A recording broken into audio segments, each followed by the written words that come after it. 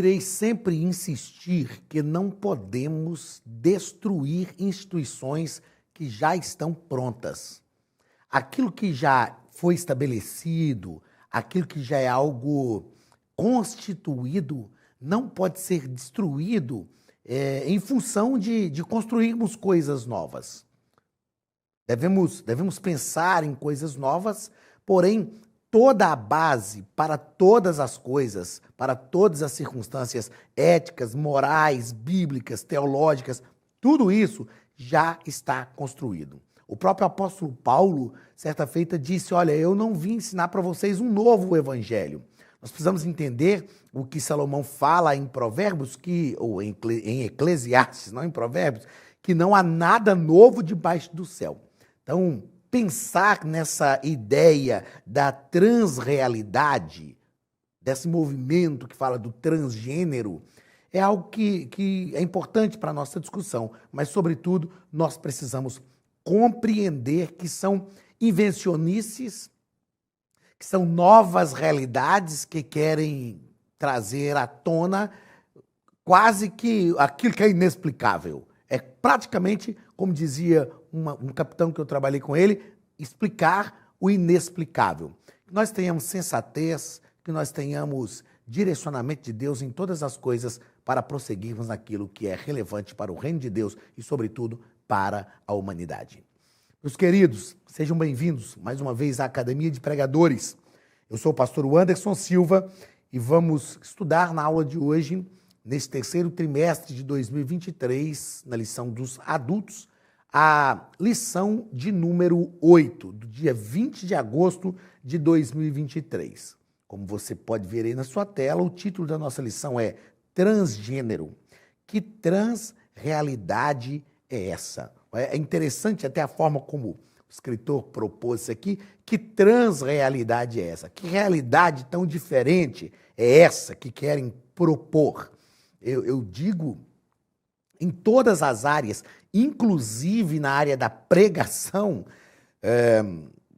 eu digo que as pessoas estão querendo reinventar a roda. Reinventar a roda. A gente não precisa reinventar nada. Está tudo pronto, tudo que nós precisamos está pronto, nós precisamos tão somente estar alicerçados. O apóstolo Paulo, eu disse agora há pouco e repito, ele disse que ninguém pode lançar outro fundamento. O fundamento da sociedade já está estabelecido, o fundamento de vida profissional, de todas as áreas. O que nós precisamos é edificar sobre estes fundamentos. O que essa transrealidade do transgênero tenta é mudar o fundamento. E é algo, eu digo que não é nem algo espiritual, é algo inteligente, Então vamos pensar algumas coisas nesse aspecto, nessa lição de hoje. Eu sempre digo que esses assuntos são assuntos que precisam ser tratados, precisam ser abordados com uma realidade bíblica, com uma realidade teológica, com uma palavra sincera, mas também com respeito àqueles que querem seguir esse caminho da transrealidade, né? Esse caminho dessa ideia do transgênero. Enfim, assim como nós os respeitamos, nós precisamos também ser respeitados. Mas é um assunto que precisa ser realmente tratado. Vamos ao texto áureo da nossa lição, que está em Gênesis capítulo 2, o versículo 24. Portanto, deixará o varão o seu pai e a sua mãe, e apegar-se-á à sua mulher, e serão ambos uma só carne. Existem algumas coisas que eu digo que devem ser vistas de forma simples. Aliás, o evangelho ele é profundo, mas é simples. A nossa vida também, ela é simples. É nós que complicamos as coisas. Eu lembro que quando a gente falava muito sobre as questões da teoria da evolução, hoje se trata muito pouco sobre isso, né? É uma abordagem que não é não ocupa tanto espaço hoje na mentalidade social, mas é claro que outras abordagens vieram, mas enfim, eu dizia que é preciso ter mais fé para crer na teoria da evolução do que na teoria da criação. A teoria da criação é simples. Há um Deus que criou todas as coisas, que deu ordem para todas as coisas, e essas coisas todas subsistem porque Deus sustenta. Pronto, gente, simples. Simples assim, bíblico, lógico, sobretudo. E pelo mesmo caminho passa Gênesis 2:24, que é o texto que lemos aqui. Deus criou o homem, Deus criou a mulher, e em Gênesis 2:24 está escrito: deixará o varão seu pai e sua mãe, apegar-se à sua mulher, e serão ambos uma só carne. Pronto. Aqueles que querem viver outra realidade além dessa, precisam entender que são escolhas que se fazem. Repito o que eu disse agora há pouco. A gente respeita essas escolhas, mas não se pode enfiar essas escolhas goela abaixo da sociedade, dizendo que agora esta é a realidade verdadeira. Não, não, não. Vamos devagar. Né? Quer escolher passar por esse caminho? Ok, ok. Mas nós precisamos compreender que há uma realidade que é um fundamento social e é um fundamento de um inconsciente coletivo. Eu nem vou dizer que era, mas é um fundamento do inconsciente coletivo desde a antiguidade. Não se pode inventar algo e simplesmente solapar aquilo que já foi estabelecido. Enfim, verdade prática. A sexualidade bíblica é heterossexual, biologicamente definida conforme o sexo divinamente criado. Se a gente pensar, a gente não tem tempo aqui nesse ambiente da aula para fazer isso, mas se a gente pensar até nas questões anatômicas, eu gosto sempre de dizer o seguinte: quando a gente tem lá parceiros homossexuais, uma menina com um menino, uma menina com uma menina, um menino com um menino, as pessoas falam assim: isso é um casal. Não, não, são parceiros. O casal tem que encasalar-se. E o encasalar-se está voltado para as questões da sexualidade, até anatomicamente falando. É claro que a gente precisa usar aqui uma linguagem bem técnica, né? Mas se as pessoas, se a gente fizer uma pesquisa sobre a questão da cavidade vaginal, a gente vai perceber que ela foi forjada por Deus justamente para fazer a conjunção carnal ali com o pênis, que é o que a nossa verdade prática está dizendo. O sexo heterossexual.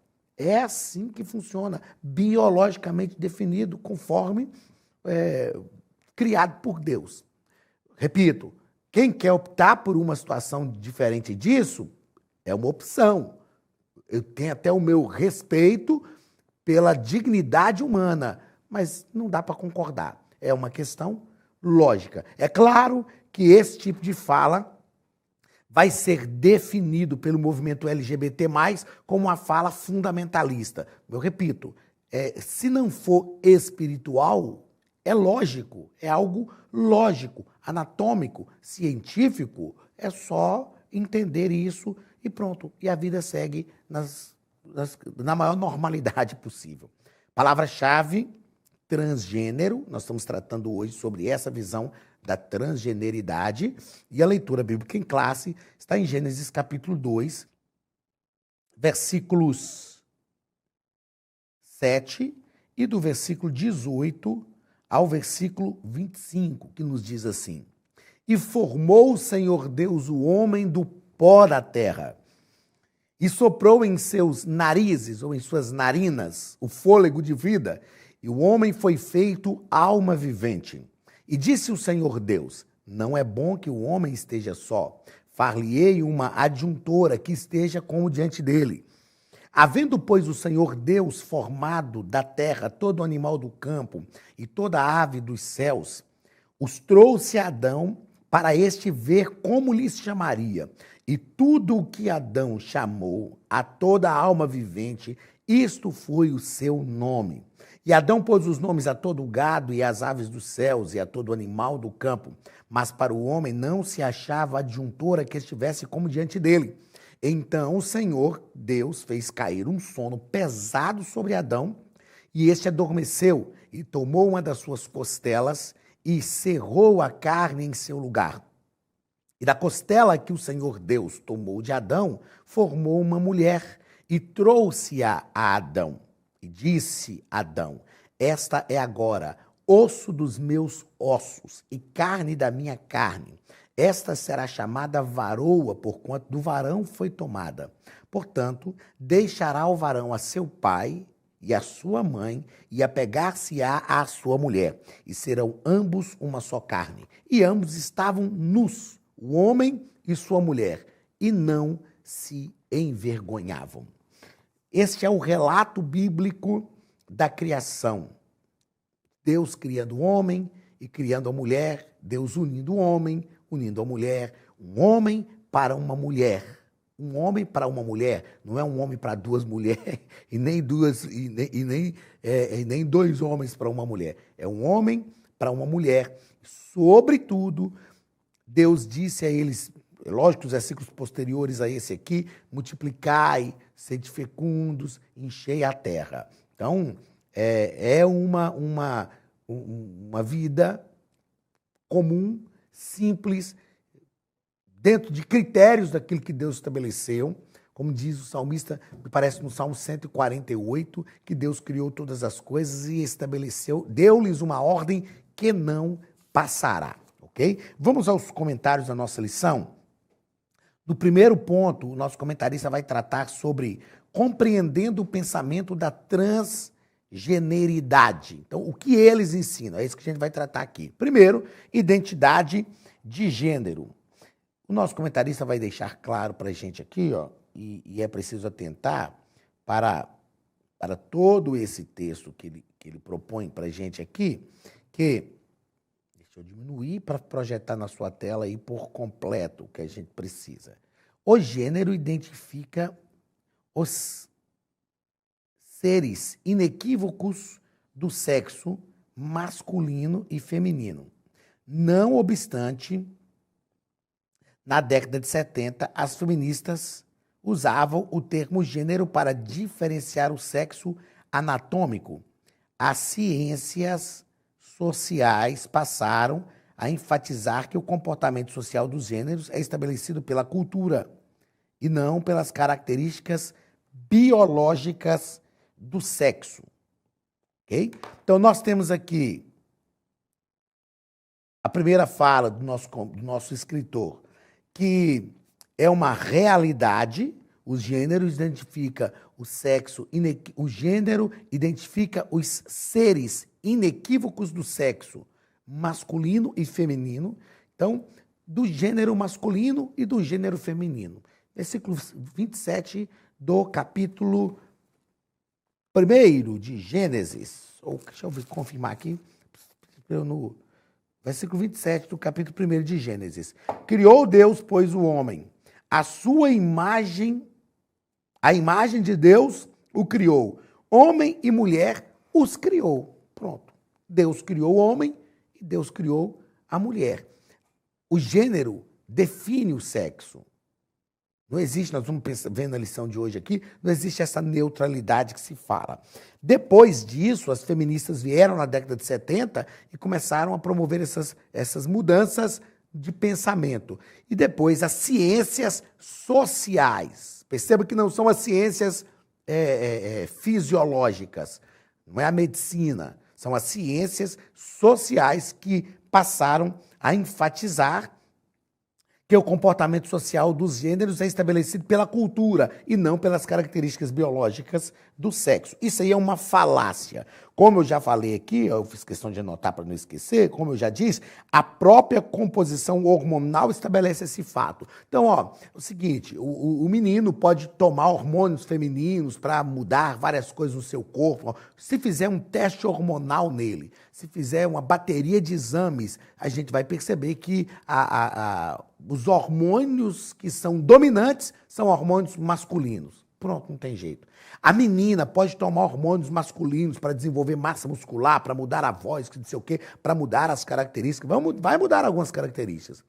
Vai crescer alguns pelos pela ingestão de testosterona, enfim. Mas quando fizer uma bateria de exames nela, os hormônios dominantes vão indicar que ela é menina. Isso não se muda. Não tem jeito de negociar isso. E não sou eu que estou falando, isso é científico. Então, nós precisamos entender que a opção sexual é de livre escolha. Mesmo que não concordemos, devemos respeitar. Todavia, não se pode mudar aquilo que é imutável. Eu fiz questão de escrever para não esquecer. Não se pode mudar aquilo que é imutável. É o que eu falei, é tentar explicar o inexplicável. Segundo parágrafo do primeiro ponto, cisgênero e transgênero. Aí a gente tem agora que aprender esse monte de nomenclatura. Eu falo que eu não consigo guardar isso tudo na minha cabeça, é muita coisa. Ó, cisgênero se refere à pessoa cujo gênero está em concordância com o sexo de seu nascimento. Ou seja, a pessoa é fêmea, nascida com genitália feminina, a menina se sente menina, nasceu no corpo de menino e se sente menina, ok? E tem transgênero. Transgênero ou disfonia de gênero classifica a pessoa cujo gênero está em oposição ao sexo de nascimento. É o menino que nasceu menino, com órgãos sexuais de menino, sexo masculino, com hormônios, mas na cabeça dele eu não me sinto menino, eu me sinto menina. Eu aprendi estudando comportamento humano, eu já disse aqui nas aulas anteriores, eu sou psicanalista, eu aprendi que a gente, nem tudo aquilo que a gente sente é realidade. Na verdade, muita coisa que a gente sente não é realidade. E nós vamos ver algumas coisas voltadas para isso, com uma base científica aqui na lição de hoje. Então, esse segundo parágrafo é só essa definição do cisgênero e transgênero. Cisgênero, quem nasce e se sente no corpo que nasce. Transgênero, aquele que não se sente no corpo que nasce. Como que a gente resolve isso? A gente vai ver já já. Terceiro parágrafo deste primeiro ponto. A Academia de Pregadores tem um recado para você. Olá, queridos alunos e alunas da Academia de Pregadores. Que bom ter você conosco neste momento tão especial. Estamos aqui para apresentar a nova plataforma da Academia de Pregadores, que foi construída ao longo dos últimos meses com muito carinho, um grande investimento, para levar até você não somente um conteúdo de excelência, mas também tecnologia de ponta. Veja comigo. Os cursos estão organizados por trilhas na página principal. Aqui você encontra sugestões, lançamentos, temas específicos e outras categorias. No final da página tem uma trilha com todos os cursos. Após começar os seus estudos, a primeira trilha será Continuar assistindo, que mostra somente os cursos iniciados por você. Sobre a capa do curso, consta o número de aulas, a carga horária e um botão para adicionar os favoritos. Nesta seta, você pode expandir e ver um vídeo de introdução. Para fazer login, clique no avatar no canto superior direito e insira o seu e-mail e senha usados no cadastro. Caso tenha esquecido a senha, é só clicar neste link, preencher o e-mail cadastrado e a senha será enviada. No canto superior esquerdo fica o novo menu do portal. Ao abrir um curso pela primeira vez, você vê as informações do curso e do professor. E na lateral, ou logo abaixo se for no celular, está a lista de módulos e aulas. Algumas aulas iniciais podem ser grátis e qualquer pessoa que fizer um cadastro rápido pode assistir. Após se matricular, aqui você vê as aulas concluídas, aulas liberadas ou agendadas. Você pode adicionar os favoritos, dar uma nota ao curso e acompanhar o seu progresso. E se você sair do curso e retornar depois, o sistema vai abrir exatamente a última aula assistida. Se estiver no computador, use esta seta para ampliar a tela. Logo abaixo da videoaula você encontra os links para baixar anexos, como áudio e apostilas. E neste campo em branco, pode fazer as suas anotações enquanto assiste. Depois é só imprimir ou salvar. Quando terminar o curso, clique no botão Emitir meu certificado e ele será gerado automaticamente no mesmo instante e sem custo. Clicando no avatar, você tem acesso ao seu perfil e histórico de pagamento. Em Meus Cartões, pode adicionar um novo cartão de crédito para fazer o pagamento do seu plano. Se você já era nosso aluno e seu cartão não aparece aqui, adicione um cartão na nova plataforma. Então aproveite as novidades e clique em Assine Agora.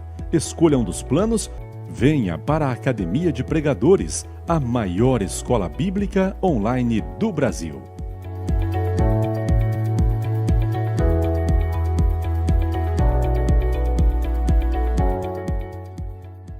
ponto. Transgênero e sexualidade. Então, nós precisamos entender que, como disse o nosso comentarista, os especialistas, para os especialistas, a orientação sexual de uma pessoa é definida de acordo com o gênero que ela se identifica e por qual gênero sente atração sexual, a saber. Aí nós temos algumas definições. Nós temos o heterossexual, que é aquele que sente atração pelo sexo oposto, o homossexual, que é aquele que sente atração pelo mesmo sexo, o bissexual. São definições das ciências sociais hoje. É quando a pessoa sente atração por ambos os sexos. O assexual, quando não existe atração por gênero nenhum. E aí nós temos também, deixa eu mudar, para ver se dá para pôr essa cor aqui, o pansexual. O que é o pansexual? Quando a atração não depende de gênero. O pansexual é quando a atração não depende de gênero. Eu confesso para vocês que isso aqui costuma dar um nó na minha cabeça, entendeu? Como eu disse, eu acho que não é por falta de intelectualidade, não é por falta de esforço, mas assim, a gente que vem de outra geração, né? Ainda tem mais aqui que eu vou mostrar. A gente que vem de outra geração, é muita coisa para a gente guardar. Gente, é tão simples a gente pensar em homossexual e heterossexual. Pronto. Aí tem o bissexual, o assexual, o pansexual e tem aqui ainda, os não binários. O que são os não binários? As pessoas não... essa é a mais nova nomenclatura, né? Não binários. São as pessoas que não se encaixam em nenhum gênero. E então, deste modo, nessa ideologia, não há conexão entre sexo biológico e gênero. Uma pessoa se identifica com o gênero, transita livremente em todo tipo de relação sexual. Então, na verdade, assim, virou a bagunça toda, né? Eu ia usar uma expressão que a gente usa em Minas Gerais lá, mas às vezes pode ser mal interpretado, então não vou nem usar. Uma coisa é, o que vemos é uma tentativa de legalização de uma liberdade louca, onde se faz o que se quer de forma legalizada. É como se as pessoas dissessem assim, ó, agora a gente quer viver assim. Beleza, gente, então viva. É uma escolha sua. Não, mas a gente quer que as pessoas aceitem que essa é a nova realidade que existe. Não, gente. Isso não é uma nova realidade, não. Isso é uma realidade que está se vivendo, que muitos estão vivendo, uma realidade que se criou, mas não é uma nova realidade social, não é uma nova realidade que é imposta, não, é uma escolha que é feita. Aí a gente, repito o que eu venho dizendo e vou dizer algumas outras vezes durante a aula de hoje, não é uma análise que eu estou fazendo aqui, não é simplesmente uma análise espiritual, é uma análise lógica daquilo que é inexplicável. Segundo ponto, reafirmando a visão bíblica de gênero. Vamos lá, para a visão bíblica, que não é só uma visão espiritual, é também uma visão lógica. Primeiro parágrafo, aí na sua tela, ó, a Constituição biológica. A Constituição biológica. O nosso comentarista o nosso escritor vai falar um pouco aqui sobre a Declaração de Fé da Assembleia de Deus, mas enfim. Veja só aí na sua tela, o gênero desse corpo é definido pelo sexo de criação geneticamente determinado. Qual é esse gênero? Homem ou mulher. Nesse caso, o sexo e o gênero estão relacionados com as características orgânicas do corpo e dos órgãos genitais. Perceba aqui o que eu disse agora há pouco. Ó. Características orgânicas do corpo e, automaticamente, os órgãos genitais. As coisas devem funcionar numa ordem lógica. Não tem como a gente fugir disso. Olha, por mais que não gostemos, algumas coisas da vida não está em nosso poder de escolha. Ah, mas eu não escolhi nascer homem, ou eu não escolhi nascer mulher. Ok, eu entendo isso. Ah, eu não escolhi o meu nome. Hoje é fácil mudar o nome, mas tem coisas que não tem como mudar. Nós precisamos nós precisamos entender que tem coisas na vida que nós não escolhemos. Ah, mas eu não me sinto homem, não me sinto mulher, e eu queria mudar isso. Não tem como mudar. Nós precisamos fazer um ajustamento disso. Aí nós temos terapia, temos diversas situações. Porque, como eu disse, não é só uma mudança, não adianta. Tem como mudar por completo? Tem como? Não tem. Ah, mas hoje é possível tirar o pênis e construir uma vagina. É possível fazer isso? É possível. É claro que não é uma vagina mesmo, como ocorre lá na gestação, mas ok, é possível fazer isso? Mas vamos pensar então que, ok, construiu ali um órgão sexual feminino, onde tinha um órgão sexual masculino. Mas conseguiu mudar características hormonais? A gente sabe que essas características hormonais influenciam a nossa vida inteira. Então, é algo imutável. O que Deus criou nesse aspecto é imutável.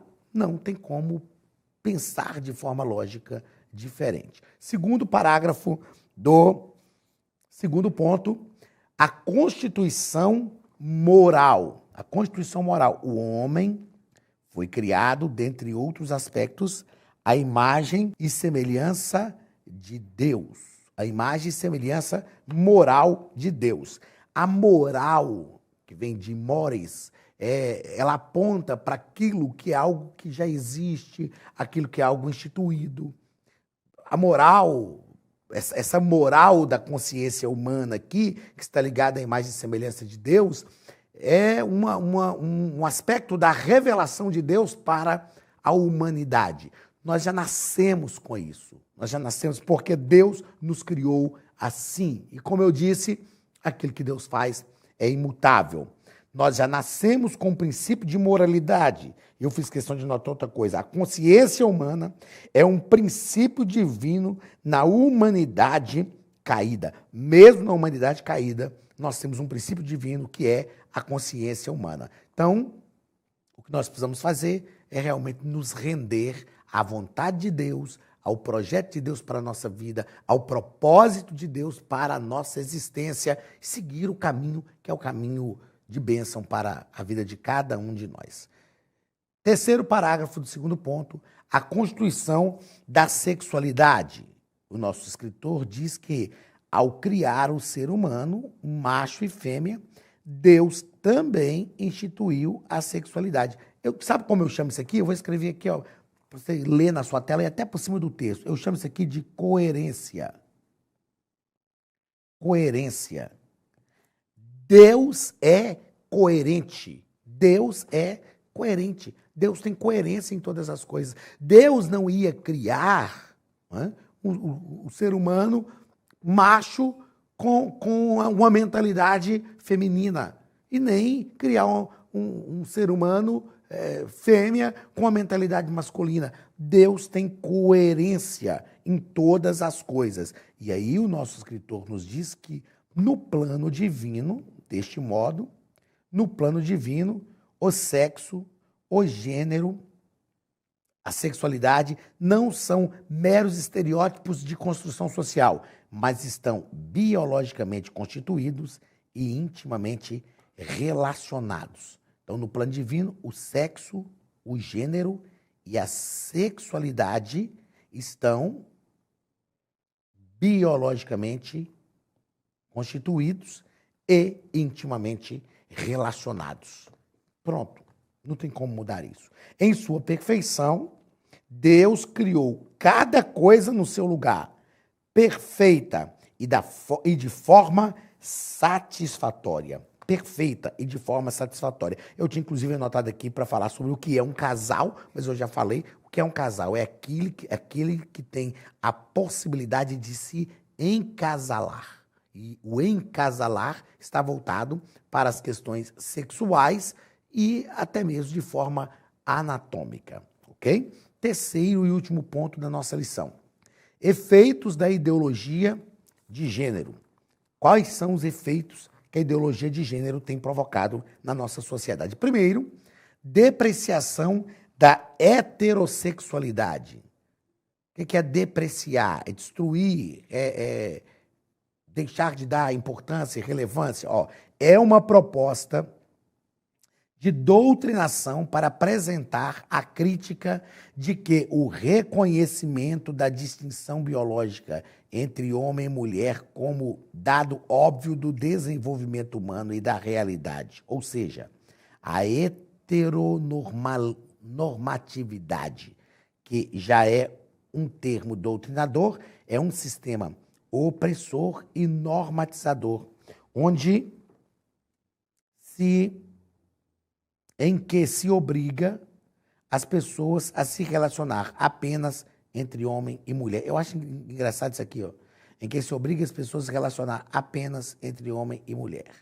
Então, nós que defendemos a heterossexualidade, somos acusados de sermos opressores. É o que está aqui. É um termo, é um sistema opressor e normatizador. Nós somos acusados de fazermos parte de um sistema opressor e normatizador. É uma inversão de valores total, geral, que está acontecendo hoje, não é?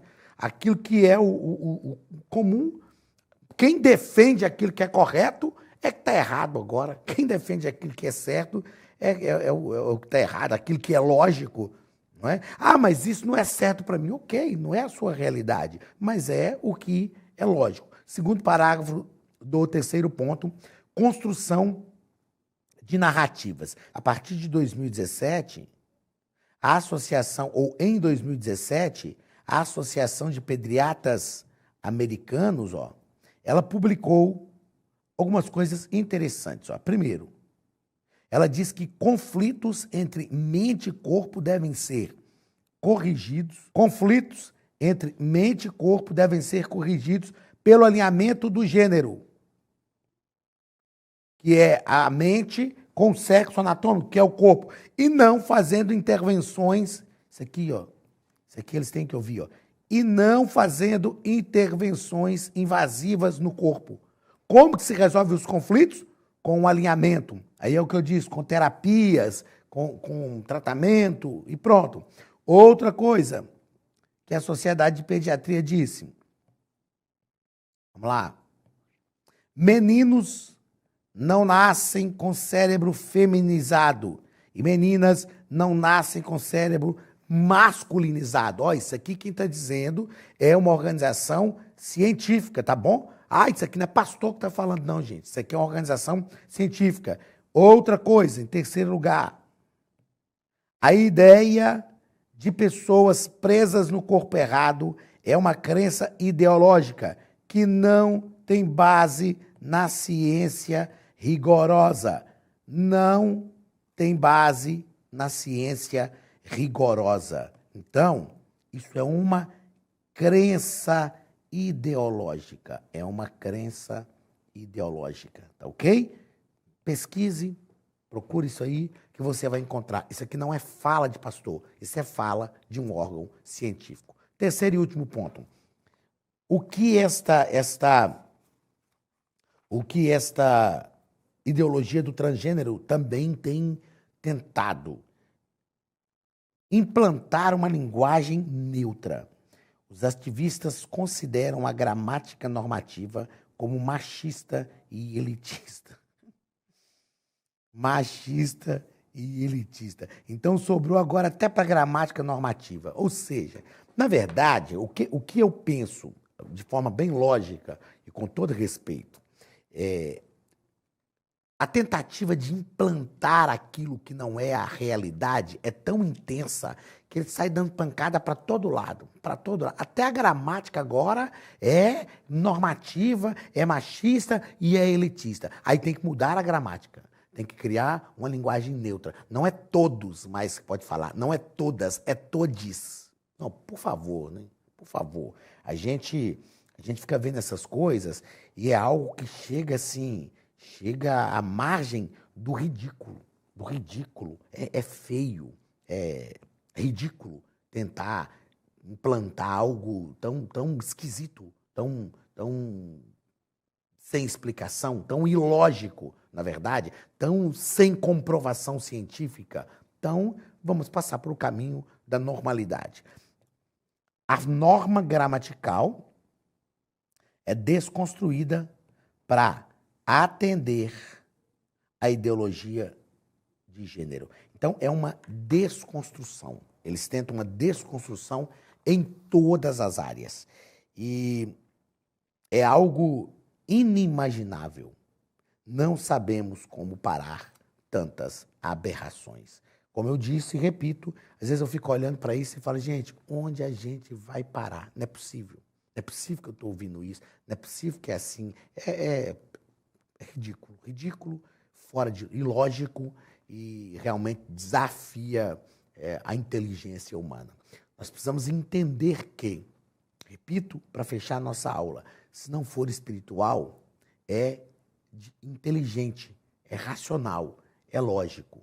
Repito, aqueles que querem fazer opções por um caminho ilógico, aqueles que querem fazer opções de acordo com seus próprios desejos, com as suas próprias vontades, estamos num país democrático, ainda, né? Ainda. Estamos num país democrático. Estamos num país onde a pessoa, depois, após atingir a maioridade, ela pode fazer o que quiser, desde que não infrinja o direito do outro. O que estão fazendo é tentando cercear o nosso direito de expressão, cercear a nossa livre expressão da nossa fé, para implantar um sistema que não tem solidez científica, não tem solidez bíblica, não tem solidez doutrinária, não tem solidez social, não tem. Não é? Então, são diversas coisas que precisam ser pensadas. Se as relações sexuais se tornarem ao longo dos anos somente relações homossexuais, nós vamos, inclusive, interferir na perpetuação da raça humana. Ah, não, mas aí a gente consegue resolver isso, porque nós conseguimos fazer uma fertilização in vitro e colocar no útero da mulher, mesmo que ela tenha uma opção homossexual, mas ela ainda tem útero. Ok, então nós estamos falando que, para que haja uma perpetuação da sociedade, só é possível se nós respeitarmos essas características hormonais, humanas, que Deus colocou. E vamos chegar naquilo que nós tratamos aqui, que para Deus, naquilo que Deus criou, as características de gênero, de sexualidade e as características físicas, né, de órgãos genitais, estão todas alinhadas. Que haja esse alinhamento, que a gente consiga realmente mudar alguma mentalidade aí, e nós precisamos orar para que as nossas autoridades entendam que estão trilhando um caminho perigoso e totalmente distante de uma realidade lógica. Deus te abençoe e até a nossa aula da semana que vem. Um grande abraço em nome de Jesus.